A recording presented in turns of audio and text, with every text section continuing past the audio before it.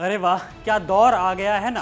पाकिस्तान का सेनाध्यक्ष, जो कि एक आतंकी भी है, जिसका नाम आसिम मुनीर है, वह अमेरिका पहुंचा था और वहां ट्रंप का मेहमान बनकर ऐसा न्यूक्लियर तड़का लगाया कि क्या ही कहे। पहले तो ट्रंप ने जून 2025 में व्हाइट हाउस में लंच खिलाया आसिम मुनीर को, और अब अगस्त में टाम्पा में डिनर पार्टी का आयोजन किया गया है, जहां मुनीर ने भारत को शाइनिंग मर्सिडीज और अपने भिखारिस्तान को कूड़े से भरा डंप ट्रक बता दिया।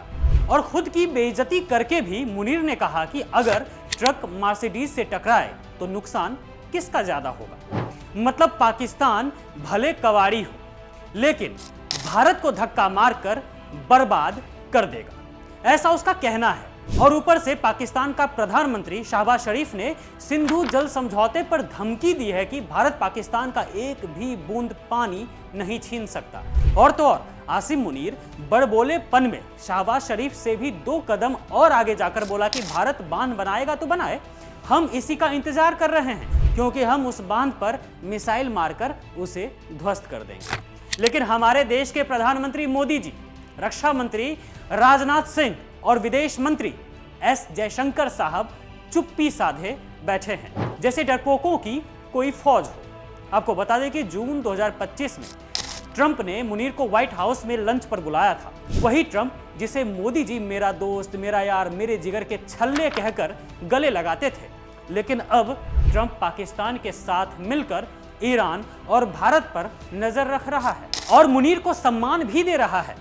और अब इसी महीने, मतलब कि अगस्त में भी ट्रंप ने मुनीर को अपने यहां बुलाया और टाम्पा में एक प्राइवेट डिनर कराया। हाँ, मुनीर ने अपनी मर्सिडीज वर्सेस डंप ट्रक वाली थ्योरी सुनाई, लेकिन मुनीर के इस थ्योरी में एक टेक्निकल प्रॉब्लम थी। हालांकि मुनीर ने सही तो कहा कि पाकिस्तान दुनिया भर से भीख मांग कर चल रहा है, IMF का कटोरा पाकिस्तान के हाथ में है। लेकिन उसका यह कहना कि पाकिस्तान नाम के कबाड़े वाले ट्रक से टकराकर भारत नाम का मर्सिडीज चकनाचूर हो जाएगा, तो मुनीर सुनो, तुम आतंकी हो और कितना पढ़े लिखे हो यह पता चल रहा है, क्योंकि तुमको पता नहीं होगा कि मर्सिडीज में ब्रेक नाम की भी एक चीज होती है। और हाँ, अगर डंप ट्रक टकराया तो खुद का कबाड़ा फैल जाएगा। कतई जाहिल गवार टाइप के आदमी हो तुम।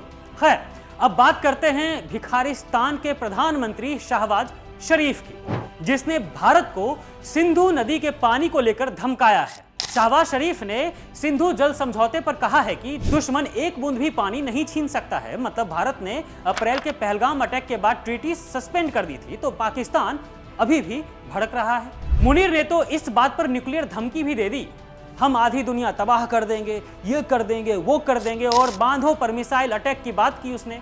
अरे पहले अपने यहाँ के नागरिकों का पेट तो भर लो, वो भी एक ही वक्त का, वो भी काफी है। यहाँ तक कि मुनीर ने मुकेश अंबानी के जामनगर रिफाइनरी को टारगेट करने की भी धमकी दी। अरे तुम्हारा डंप ट्रक पहले अपनी सड़क पर चल तो ले, मर्सिडीज से क्या लड़ोगे। लेकिन पाकिस्तान की तरफ से इतनी धमकियां मिलने के बाद भी हमारे हुक्मरान एकदम खामोश हैं, जैसे कि उन्हें डर है पाकिस्तान से और ट्रंप से। खैर, ट्रंप से तो है भी, क्योंकि मोदी सरकार के यार दोस्तों का बिजनेस ठप हो जाएगा ना। लेकिन देश के आन बान शान से इन लोगों को कोई मतलब नहीं है। मोदी जी, राजनाथ और जयशंकर चुप हैं। ऐसा लग रहा है कि जैसे सब ने डरपोक डिप्लोमेसी का कोर्स किया, और मोदी सरकार के सभी मंत्रियों को इस कोर्स में A+ ग्रेड भी मिला हो। अब भैया ये चुप्पी कब तक? पाकिस्तान तो वैश्विक स्टेज पर खड़ा होकर मजमा लूट रहा है और हमारे नेता सिर्फ खामोशी ओढ़कर बैठे हैं। एक तरफ पाकिस्तान अमेरिका में भारत के खिलाफ महफिल जमा रहा है, और दूसरी तरफ मोदी जी बारिश के मौसम में ही रजाई तानकर अपने कमरे में बंद हैं, सो रहे हैं। अरे साहब, विकास तो ठीक है, पर इज्जत भी कोई चीज होती है, आत्मसम्मान भी कोई चीज होती है। अगर सिंधु जल समझौते पर ऐसी बकवास भारत के बारे में की जा रही है, तो जवाब मन की बात में नहीं, सीना ठोक के देना चाहिए। अच्छा हाँ, ट्रंप की धमकी से तो 56 इंच का सीना भी ऑपरेशन सिंदूर के वक्त 26 इंच का हो गया था ना।